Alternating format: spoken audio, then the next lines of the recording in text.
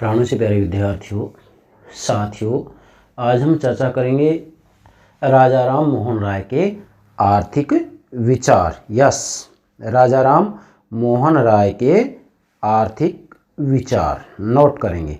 राजा राम मोहन राय के आर्थिक विचार। यस स्टूडेंट्स, वास्तव में देखा जाए तो राजा राम मोहन राय के समय में यूरोप के अंतर्गत पूंजीवादी व्यवस्था प्रचलित थी, जिसे कि व्यक्तिवादी विचारधारा भी कहा जाता है, जिसे कि आर्थिक क्षेत्र में अहस्तक्षेप की नीति भी कहा जाता है। अर्थात इसका सीधा सा अर्थ ये है कि आर्थिक गतिविधियों में राज्य कम से कम हस्तक्षेप करता है, इसलिए इसे अहस्तक्षेप की नीति कहा जाता है।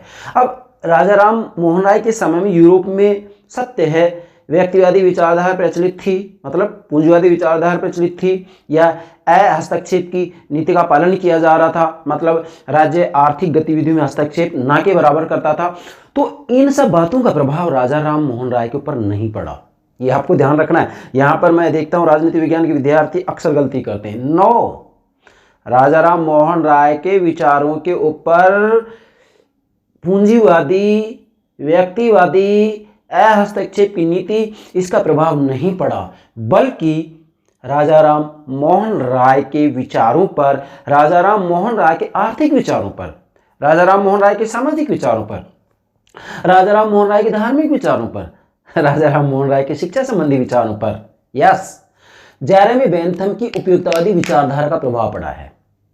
जेरेमी बेंथम जो कि ब्रिटेन के हैं, जो कि उपयोगितावादी विचारधारा के जनक हैं, उपयोगितावाद के जनक हैं, पिता हैं, संस्थापक है। कौन? Jeremy Bentham. मैंने जेरेमी बेंथम के ऊपर सब बातें अपलोड कर दी हैं, आप प्लेलिस्ट में देख सकते हैं, पश्चिमी राजनीतिक चिंतन के अंतर्गत। ठीक है बेटा। अब चूंकि जेरेमी बेंथम की जो उपयोगितावादी विचारधारा है उसका प्रभाव राजा राम मोहन राय के विचारों पर पड़ा, इस कारण राजा राम मोहन राय ने भारत की आवश्यकताओं के संदर्भ में उपयोगितावादी दर्शन का प्रयोग किया, और इसी आधार पर राजा राम मोहन राय ने अपने सामाजिक विचार दिए, अपने आर्थिक विचार दिए, यस, अपने शिक्षा संबंधी विचार दिए और अपने धार्मिक विचार दिए। अतः आप यहां ध्यान रखेंगे कि राजा राम मोहन राय के विचारों पर जेरेमी बेंथम का ज्यादा प्रभाव पड़ा था, और उपयोगितावाद के जनक कौन है? जेरेमी बेंथम ही हैं, ये आपको ध्यान में रखना है। अब सबसे पहले मैं आपको डायग्राम के माध्यम से राजा राम मोहन राय के आर्थिक विचार समझाऊंगा, उसके बाद में सारे नोट्स मैंने आपके लिए तैयार कर दिए हैं, आप इनको जो है क्रम से नोट कर लेंगे। ठीक है बेटा। तो सबसे पहले हम एक डायग्राम बनाएंगे, उस डायग्राम के माध्यम से मेरे प्राणों से प्यारे विद्यार्थी राजा राम मोहन राय के आर्थिक विचारों को समझेंगे। अर्थात राजा राम मोहन राय ने अर्थव्यवस्था के बारे में क्या कुछ विचार दिए हैं, क्या राजा राम मोहन राय ने अर्थव्यवस्था के बारे में क्या कुछ कहा है, इसकी चर्चा हमें करनी है। चलिए बेटा, तो सबसे पहले तो आप यहां नोट करेंगे, डायग्राम बनाएंगे हम। राजा राम मोहन राय, नोट करें बेटा, राजा राम मोहन राय के आर्थिक विचार। बेटा नोट करें, राजा राम मोहन राय के, यस, राजा राम मोहन राय के आर्थिक विचार। ठीक है बेटा, आर्थिक विचार। बेटा आपको सबसे जो मूल बात ध्यान रखनी है वो क्या रखनी है कि राजा राम मोहन राय के समय में, बेटा समझना है इसको, राजा राम मोहन राय के समय में यूरोप में, मैं डायग्राम बना रहा हूं, ये बातें नोट कर लेंगे बस आप। तो यूरोप में क्या था? पूंजीवादी व्यवस्था थी। क्या था? पूंजीवादी व्यवस्था थी, जिसे कि जो है आप व्यक्तिवादी विचारधारा या आप इसे अहस्तक्षेप की नीति भी कह सकते हैं, अहस्तक्षेप की नीति। ठीक है बेटा। तो राजा राम मोहन राय के समय में यूरोप के अंतर्गत अहस्तक्षेपी नीति प्रचलित थी आर्थिक क्षेत्र में। मतलब अब आप पूछ सकते हैं कि सर अहस्तक्षेपी नीति का क्या मतलब होता है। इसका सीधा सा अर्थ है कि राज्य आर्थिक गतिविधियों में कम से कम हस्तक्षेप करता है, ना के बराबर। अब राजा राम मोहन राय के आर्थिक विचारों के ऊपर जो ये अहस्तक्षेपी नीति है या जो ये पूंजीवादी व्यवस्था थी, इसका प्रभाव नहीं पड़ा था। ध्यान रखना है, इसका प्रभाव नहीं पड़ा है, इसका प्रभाव नहीं, आपको ध्यान रखना है, ये इसका प्रभाव नहीं पड़ा है। क्या कहा मैंने, इसका प्रभाव नहीं पड़ा है। तो किसका प्रभाव पड़ा है बेटा, जेरेमी बेंथम के, नोट करें, आर्थिक विचारों पर,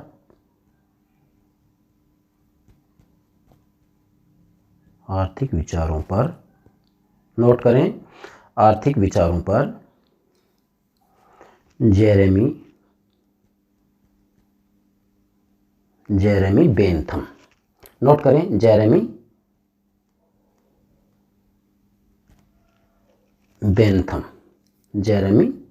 बेंथम जो कि उपयोगितावाद के जनक भी। जेरेमी बेंथम की जो उपयोगितावादी विचारधारा है, जेरेमी बेंथम का जो उपयोगितावादी दर्शन है, इसका प्रभाव राजा राम मोहन राय के विचारों पर पड़ा, इसका प्रभाव राजा राम मोहन राय के आर्थिक विचारों पर पड़ा। इसलिए राजा राम मोहन राय ने तत्कालीन भारत की आवश्यकताओं के अनुरूप उपयोगितावादी दर्शन का प्रयोग किया और उसके आधार पर अपने आर्थिक विचार दिए। बस इतनी सी बात आपको ध्यान में रखनी है। इसके बाद में आपको कभी दिक्कत नहीं आएगी कि राजा राम मोहन राय के आर्थिक विचारों के बारे में उन्होंने क्या कुछ कहा है। बेटा ध्यान दें, अब राजा राम मोहन राय के जो आर्थिक विचार हैं, इसके अंतर्गत आप सबसे पहले तो ये बात नोट करेंगे।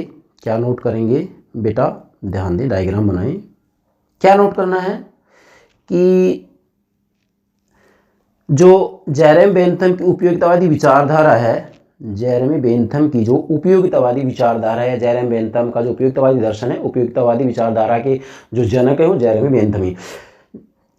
जो जेरेमी बेंथम की उपयोगितावादी विचारधारा है, उपयोगितावादी दर्शन है, इसका प्रभाव राजा राम मोहन राय के सामाजिक विचारों पर पड़ा। नोट करेंगे, सामाजिक विचारों पर पड़ा। सामाजिक विचार मैंने अपलोड कर दिया है। नंबर 2, राजा राम मोहन राय के धार्मिक विचारों पर पड़ा। किसका प्रभाव, यस, किसका प्रभाव पड़ा बेटा, उपयोगितावादी दर्शन का। इसी के साथ में राजा राम मोहन राय के शिक्षा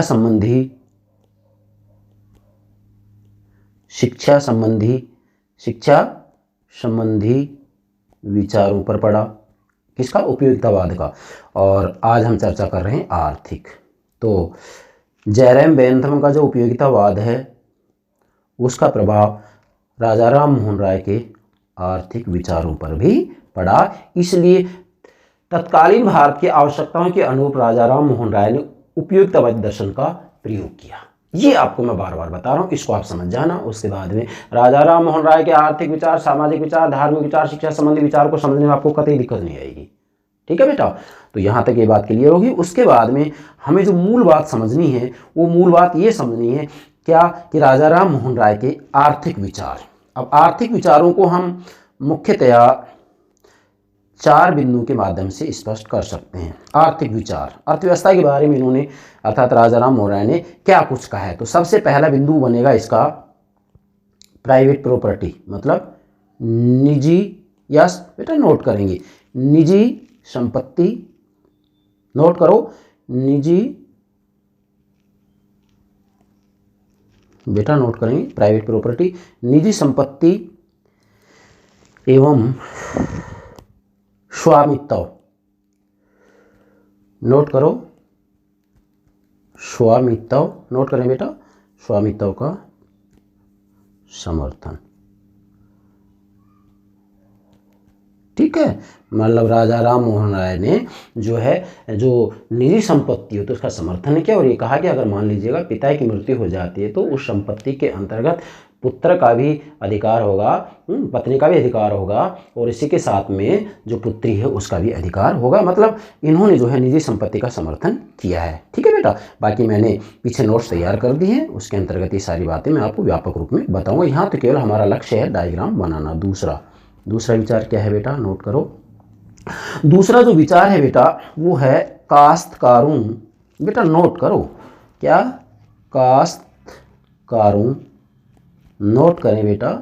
दूसरा विचार क्या है, काश्तकारों के शोषण को रोकने का, काश्तकारों के, नोट करो बेटा, काश्तकारों के, नोट करें, काश्तकारों के शोषण को रोकने का सुझाव, रोकने का सुझाव, यस, सुझाव, नोट करो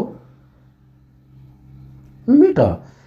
क्या मतलब है इसका, राजा राम मोहन राय ने अपना जो दूसरा आर्थिक विचार दिया वो क्या दिया, काश्तकारों के शोषण को रोकने का सुझाव दिया इन्होंने। इसका क्या मतलब है बेटा, इसका बेटा सीधा सा मतलब ये होगा कि राजा राम मोहन राय ने कहा कि जो जमींदार हैं, जमींदारों के ऊपर लगान कम से कम लगाया जाए सरकार के द्वारा। अब अगर जमींदारों के ऊपर लगान कम लगाया जाएगा तो ऐसी स्थिति में जो काश्तकार होंगे वो काश्तकारों के ऊपर भी जो जमींदार होंगे कम लगान लगाएंगे, इससे काश्तकारों की आर्थिक स्थिति सुधरेगी।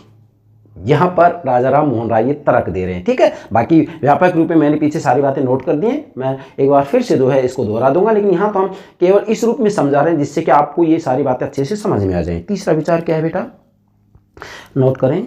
तीसरा विचार क्या है राजा राम मोहन राय का, बेटा नोट करो इसको। तीसरा विचार, तीसरा, ठीक है बेटा, तीसरा विचार है इनका, नोट करें। तीसरा विचार है राजा राम मोहन का सरकारी खर्चों को घटाने का समर्थन, नोट करो, सरकारी, बेटा नोट करो, सरकारी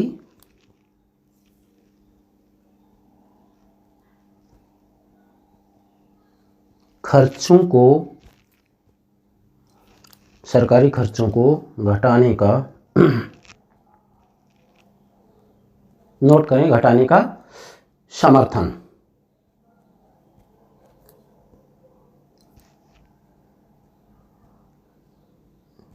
बेटा तीसरा तर्क क्या दिया राजा राम मोहन राय ने, सरकारी खर्चों को घटाने का इन्होंने समर्थन किया। ठीक है, इसके बाद में हम चौथा ले लेंगे। अब पहले तो तीसरे बिंदु को समझे, सरकारी खर्चों को घटाने का समर्थन किया। तो राजा राम मोहन राय यहाँ क्या तर्क दे रहे हैं बेटा, राजा राम मोहन राय के समय में भारत के अंतर्गत जो प्रशासनिक व्यवस्था थी उसमें यूरोपियन लोगों की नियुक्ति की जाती थी, और यूरोपियन लोगों की जब नियुक्ति की जाती थी तो उनका जो वेतन होता था वो वेतन भी बहुत ज़्यादा होता था। मतलब ये लोग काम कम करते थे, वेतन ज़्यादा दिया जाता था। यहाँ पर राजा राम मोहन राय ने तर्क दिया कि प्रशासनिक पदों पर भारतीयों की नियुक्ति की जाए और ये लोग कम वेतन में भी अच्छा काम करेंगे। इसी के साथ में राजा राम मोहन राय ने यह भी तर्क दिया कि सेना के अंतर्गत ज़्यादा वृद्धि नहीं की जाए बल्कि सेना में कमी की जाए। और इन्होंने कहा कि जो किसान वर्ग है वो अपने देश की अच्छे से रक्षा कर सकता है, इसलिए प्रत्येक किसान को एक वर्ष के अंतर्गत एक नियत समय कर लिया जाए, उस समय सभी को देश सेवा की ट्रेनिंग दी जाए, तो जब संकट आएगा तो उस समय सभी सेना का काम करेंगे। आरक्षित सेना की बात इन्होंने की है और वो किसानों की आरक्षित सेना होगी। तो आप जरा गौर कीजिएगा, मतलब राजा राम मोहन राय यहाँ पर अपनी जो अर्थव्यवस्था है, भारत जो अर्थव्यवस्था उसको मजबूत करने की सलाह दे रहे हैं, तर्क दे रहे हैं। ठीक है बेटा, इसके बाद में अंतिम जो चौथा तर्क इन्होंने दिया है वो दिया है भारत की आर्थिक उन्नति का समर्थन। नोट करें, भारत की आर्थिक, नोट करें बेटा, भारत की आर्थिक उन्नति, नोट करें, भारत की आर्थिक उन्नति का समर्थन।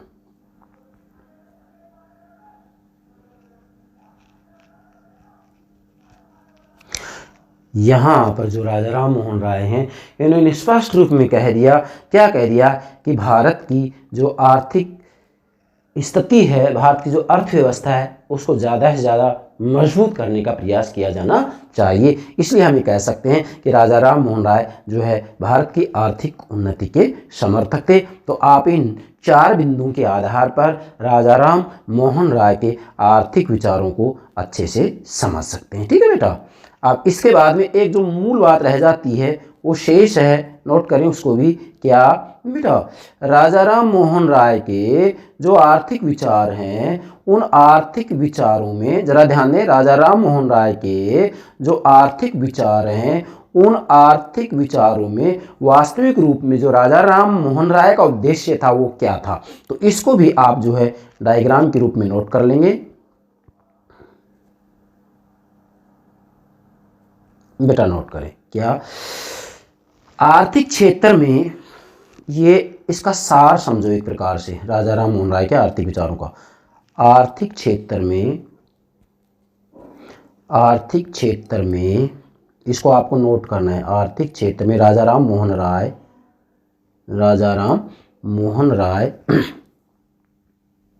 का उद्देश्य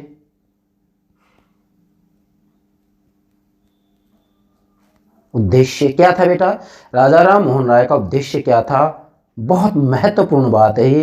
क्या? बस सार रूप में यही सब कुछ है। क्या था?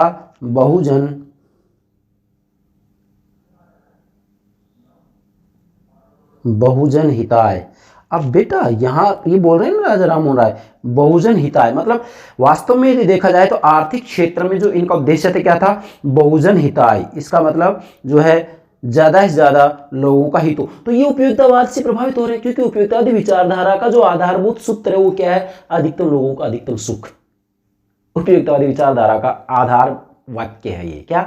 अधिकतम लोगों का अधिकतम सुख, ज़्यादा से ज़्यादा लोगों का ज़्यादा से ज़्यादा सुख हो। सरकार को काम करना चाहिए, व्यक्ति को भी वो काम करना चाहिए जिससे उसको ज़्यादा से ज़्यादा सुख की प्राप्ति हो। ये उपयोगितावादी दर्शन के अंतर्गत कही गई बात। तो वास्तव में देखा जाए तो जो आर्थिक विचार है राजा राम मोहन राय की, उपयोगितावादी दर्शन से प्रभावित हैं। तो एक तो इन्होंने बहुजन हिताय की बात की, और इसी के साथ में इन्होंने जो है बहुजन सुखाय। अब मान लीजिएगा यूपीएससी एग्जाम में या किसी भी कंपटीशन में आपसे पूछ लिया जाए कि राजा राम मोहन राय के जो आर्थिक विचार हैं, उन आर्थिक विचारों का जो मूल उद्देश्य है वो क्या है राजा राम मोहन राय का? तो राजा राम मोहन राय का आर्थिक क्षेत्र में जो मूल उद्देश्य है, आर्थिक विचारों का जो मूल उद्देश्य है, आर्थिक विचारों का जो सार है, आर्थिक विचारों का जो निचोड़ है वो क्या है? बहुजन हिताय और बहुजन सुखाय। बस इतनी सी बात आप नोट कर लेंगे, बस पर्याप्त है। क्या? बहुजन हिताय बहुजन सुखाय। इसके आधार पर जो है आप राजा राम मोहन राय के आर्थिक विचारों को बेहतर तरीके से समझ सकते हैं। आप कुछ शेष बचा ही नहीं इसके अंतर्गत समझाने के लिए।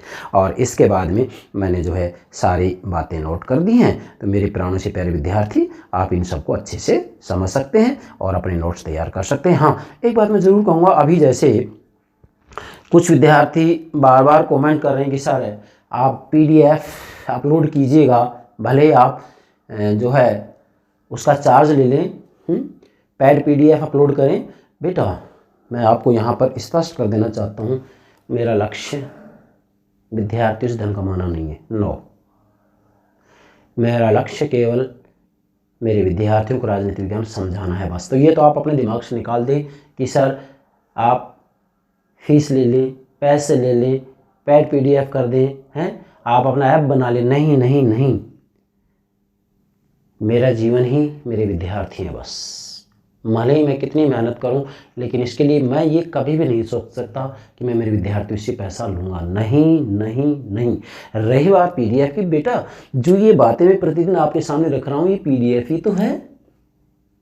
और कैसी होती है PDF? इसमें मैं अच्छे से आपको प्रत्येक जो टॉपिक होता है उसको पहले समझा देता हूँ डायग्राम के माध्यम से। उसके बाद में आपको अपने नोट्स तैयार करने, नोट्स तैयार करने के लिए ही तो मैं सारी बात आपके सामने प्रस्तुत कर देता हूँ। अन्यथा मुझे इनकी आवश्यकता क्या है? मैं तो सीधा लेक्चर दे दूँगा, समझा दूँगा अच्छे से और कह दूँगा कि आप उस किताब के अंतर्गत अपने टॉपिक देखिएगा।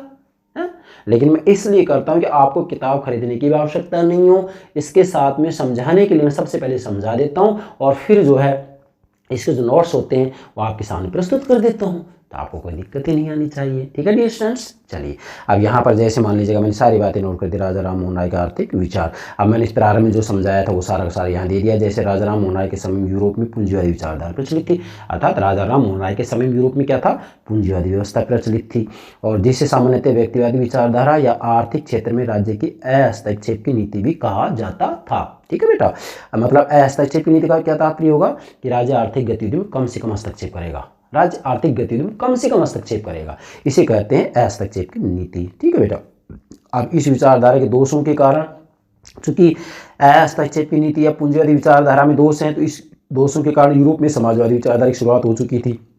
लेकिन राजा राम मोहन राय के आर्थिक चिंतन पर इन आर्थिक विचारधाराओं का कोई स्पष्ट प्रभाव नहीं दिख पड़ता। मतलब राजा राम मोहन राय के आर्थिक विचारों के ऊपर हस्तक्षेप की नीति या हम कहेंगे कि व्यक्तिवादी विचारधारा, पूंजीवादी विचारधारा का कोई प्रभाव नहीं पड़ा। तो किसका प्रभाव पड़ा है, वे एक सीमा तक जेरेमी बेंथम के उपयुक्तवादी दर्शन से प्रभावित थे और उन्होंने भारत की आर्थिक आवश्यकताओं के प्रसंग में उपयुक्तवादी ढंग से विचार किया था। मतलब जेरेमी बेंथम के आर्थिक विचारों पर, देखो यहाँ ध्यान देंगे, जेरेमी बेंथम केवल आर्थिक विचारों पर ही नहीं, मैं फिर कह रहा हूँ, जेरेमी बेंथम के केवल आर्थिक विचारों पर ही नहीं बल्कि सामाजिक विचारों पर, धार्मिक विचारों पर, शिक्षा संबंधी विचारों पर जेरेमी बेंथम की उपयोगितावादी विचारधारा का प्रभाव पड़ा है। ये सार दे रहा हूँ मैं आपको, सूत्र दे रहा हूँ, निचोड़ दे रहा हूँ, ध्यान रखना है। ठीक है बेटा, अब इसके बाद में आप कहेंगे कि सर इसकी पीडीएफ, बेटा ये क्या है, पीडीएफ ही तो है एक प्रकार से, इसमें सारी बातें मैंने अच्छे से तैयार की हैं। मतलब मुख्यतः मैं प्रयास करता हूं कि 5-7 राइटरों की किताबें लेकर के उसका निचोड़ मैं आपके सामने रखता हूं, तो बेटा हमारी मेहनत को बेकार ना जाने दें, आप इसका फ़ायदा उठाएं। चलिए, भारतीय आर्थिक चिंतन के इतिहास में राय को प्रारंभिक भारतीय उदारवादी विचार की श्रेणी में रखा जा सकता है। अभी काउंसलिंग दृष्टि से क्वेश्चन बन गया क्या, भारत के आर्थिक चिंतन के इतिहास में राजा राम मोहन राय को प्रारंभिक भारतीय उदारवादी विचार की श्रेणी में रखा जा सकता है।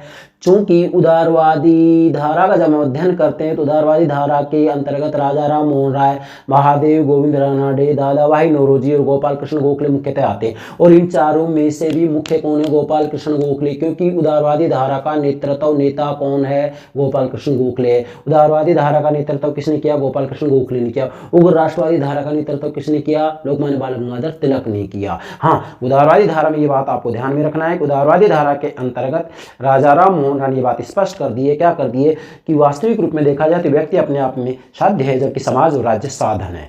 मतलब राजा राम मोहन राय का कहना है कि प्रत्येक वस्तु का मापदंड मनुष्य है, व्यक्ति है। अगर व्यक्ति का अहित किसी भी कानून, प्रथा, परंपरा से होता है तो उस प्रथा, परंपरा, रूढ़ि को ही समाप्त किया जा सकता है, लेकिन व्यक्ति का अहित नहीं होना चाहिए। ये आपको सार रूप में ध्यान रखना है। अब उनके जो प्रमुख आर्थिक विचार है इनको हम 4 बिंदु के माध्यम से स्पष्ट कर सकते हैं। 4 बिंदु मैंने आपको पहले समझाया थे डायग्राम के माध्यम से। यहाँ पर मैं केवल बिंदु बिंदु की चर्चा कर दूंगा, उसके बाद में आप सारी बातें नोट कर लेंगे। पहला है निजी संपत्ति में स्वामित्व का समर्थन। ठीक है बेटा, निजी संपत्ति में स्वामित्व का समर्थन। ठीक है, अब इसमें सारी बातें मैंने आपको समझा दी हैं, तो ये सारी बातें आप नोट कर लेंगे। पहला है निजी संपत्ति में स्वामित्व का समर्थन। दूसरा है काश्तकारों के शोषण को रोकने का सुझाव। तो मैंने ये सारी बातें आपको बता दी हैं। अब ये सारे नोट्स हैं, इनको आप अच्छे से तैयार कर लेंगे। ठीक है बेटा। तीसरा है सरकारी खर्चों को घटाने का समर्थन। अब देखिएगा, सरकारी खर्चों को घटाने का समर्थन, तो इसके अंतर्गत इन्होंने प्रशासन के उच्च पदों पर यूरोपियन अधिकारियों के स्थान पर शिक्षित भारतीय नियुक्ति की बात की थी। ठीक है, और क्योंकि इससे क्या होगा, सरकारी व्यय में कमी आ जाएगी। इसी के साथ में सेना की बात आती है, तो इन्होंने क्या किया था कि भारत की सुरक्षा को जो है उत्पन्न होने वाले किसी आकस्मिक खतरे का मुकाबला करने के लिए किसानों की आरक्षित सेना, रिजर्व फोर्स, अब जरा ध्यान देंगे, किसानों की आरक्षित सेना का गठन किया जा सकता था। इस उद्देश्य से किसानों को साल के कुछ माहों में सैनिक प्रशिक्षण दिया जा सकता था। अब देखिएगा, ये तो आर्थिक स्थिति को तो मजबूत करना चाह रहे हैं, तो इसके लिए उन्होंने स्पष्ट कह दिया है कि प्रशासनिक पदों के ऊपर भारतीय की नियुक्ति की जाए, उनको कम वेतन देना पड़ेगा, काम भी अच्छा करेंगे। और इसके साथ में सेना की संख्या बहुत ज़्यादा थी, तो राजा राम मोहन राय कह रहे हैं सेना की संख्या भी कम करो, और इसके साथ में जो किसानों की आरक्षित सेना है उसका गठन किया जाना चाहिए। और 1 वर्ष के अंतर्गत कुछ जो है महीनों के अंतर्गत उनमें सैनिक प्रशिक्षण दिया जाना चाहिए, जिससे कि संकट के समय में सभी जो है देश की रक्षा के लिए तत्पर हो सके। आप देखिएगा कितने श्रेष्ठ विचार हैं। इसके बाद बेटा चौथा है भारत की आर्थिक उन्नति का समर्थन। जरा ध्यान दें, अब राजा राम मोहन राय भारत की आर्थिक स्थिति में सुधार करने के प्रबल समर्थक थे। उन्होंने अनुभव किया कि संबंध में 2 बाधाएं सबसे ज़्यादा थी। विदेशी बाजार में भारतीय माल की खपत सीमित थी और भारत से विदेश में धन की निकासी की मात्रा बहुत अधिक थी। उनका सुझाव था कि भारत से विदेश में जाने वाले माल पर सरकार निर्यात कर की मात्रा कम कर दे तो विदेश में भारतीय माल सस्ता हो जाएगा और उसकी खपत में वृद्धि हो जाएगी। इससे भारत में विदेशी धन की पूर्ति में वृद्धि होगी। ठीक है बेटा, तो इसको आप अच्छे से नोट कर लेंगे। ठीक है, अब ये सारी बातें मैंने इसे नोट कर दी हैं, आप इन सबको अच्छे से तैयार कर सकते हैं। ठीक है, ये सब बातें आ गई इसमें। अब अंत में यहाँ है कि राजा राम मोहन राय भारत के आर्थिक विकास के लिए स्वतंत्र व्यापार की नीति के समर्थक थे। किसके थे? स्वतंत्र व्यापार की नीति के समर्थक थे। वे आर्थिक क्षेत्र में सरकारी एकाधिकार की नीति के भी विरोधी थे और राय के समय में नमक के उत्पादन पर ईस्ट इंडिया कंपनी का एकाधिकार था, जिसे वे सार्वजनिक हित की दृष्टि से अनुचित मानते थे। ठीक है, अब ये सारी बातें क्लियर होगी, इसके बाद निष्कर्ष निकाल लेंगे। आलोचकों का मत है कि राय जमींदारी प्रथा की वास्तविक शोषणकारी प्रवृत्ति को समझने में असमर्थ रहे। समत इस कारण यही था कि वे स्वयं जमींदार थे। राय ब्रिटिश राज के साम्राज्यवादी शोषणवादी प्रकृति को भी समझने में असमर्थ थे।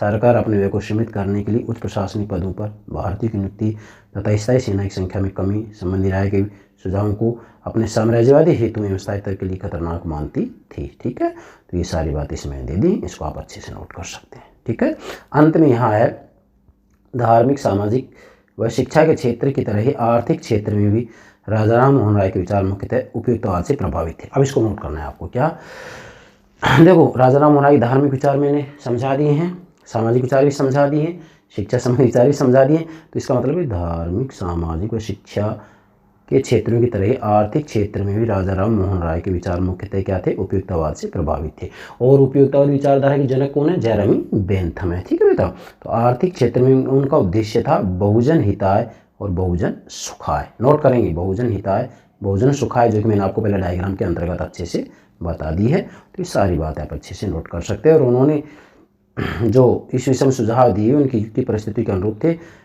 अतः उनके बाद के उदारवादियों ने उनके विचारों का अनुकरण विकास किया था और उन्होंने तत्कालीन भारत में आर्थिक क्षेत्र में मध्यम वर्ग के उदय को पहचान लिया था और उन्होंने इस वर्ग से जो आशाएं की थी वे इतिहास की कसौटी पर सत्य सिद्ध हुई। तो कहने का मतलब ये है कि जो राजा राम मोहन राय हैं, राजा राम मोहन राय ने जो अपने आर्थिक विचार दिए, वो आर्थिक विचार तत्कालीन भारत की आवश्यकताओं के अनुरूप दिए हैं। अब आवश्यकताएं के अनुरूप दिए तो इसका मतलब ये है कि जेरेमी बेंथम ने जो उपयोगितावादी विचारधारा दी थी, उस उपयोगितावादी दर्शन का प्रयोग राजा राम मोहन राय ने तत्कालीन भारत की आवश्यकताओं के संदर्भ में किया। यह आपको ध्यान में रखना है। अतः आप अंत में कह सकते हैं कि जेरेमी बेंथम के दर्शन से राजा राम मोहन राय के सामाजिक, धार्मिक, आर्थिक और शिक्षा संबंधी विचार प्रभावित हुए थे। मतलब राजा राम मोहन राय ने जो सामाजिक विचार दिए हैं, जो आर्थिक विचार दिए हैं, जो शिक्षा संबंधी विचार दिए हैं, जो धार्मिक विचार दिए, फिर से बोल रहा हूँ, राजा राम मोहन राय ने जो सामाजिक विचार दिए, आर्थिक विचार दिए, धार्मिक विचार दिए, शिक्षा संबंधी विचार दिए, ये जेरेमी बेंथम से प्रभावित थे, जेरेमी बेंथम के दर्शन से प्रभावित थे, जेरेमी बेंथम की उपयोगितावादी विचारधारा से प्रभावित थे। और राजा राम मोहन राय ने जो अपने आर्थिक विचार दिए हैं, उन आर्थिक विचारों का उद्देश्य क्या था? बहुजन हिताय, बहुजन सुखाय। ठीक है, जो कि मैंने अंत में आपको डायग्राम के माध्यम से अच्छे से समझा दिया है। यहाँ पर आप ये सारी बातें देख सकते हैं, जैसा कि मैंने अंत में दिया ना, बहुजन हिताय, बहुजन सुखाय। तो इसके माध्यम से जो है आप इसको अच्छे से समझ सकते हैं। ठीक है बेटा, तो आप इसको मैं ये कहूँगा कि डायग्राम के रूप में इसको तैयार कर लेंगे। ठीक है, यस, ये मूल जो सार आता है वो इसका यही है बस। मतलब यूपीएससी एग्जाम में, यूजीसी नेट में अगर आपसे क्वेश्चन पूछा जाएगा तो ये मुख्य जो क्वेश्चन बनता है ये यही बनता है, बहुजन हिताय, बहुजन सुखाय। केवल ये सार है। इस सार के माध्यम से आप राजा राम मोहन राय के आर्थिक विचारों को बेहतर तरीके से समझ सकते हैं। तो मुझे पूरा विश्वास है मेरे प्राणों से प्यारे विद्यार्थियों, आप राजा राम मोहन राय के आर्थिक विचारों को अच्छे से समझ गए होंगे। यस बेटा, okay, thank you very much, thank you very much.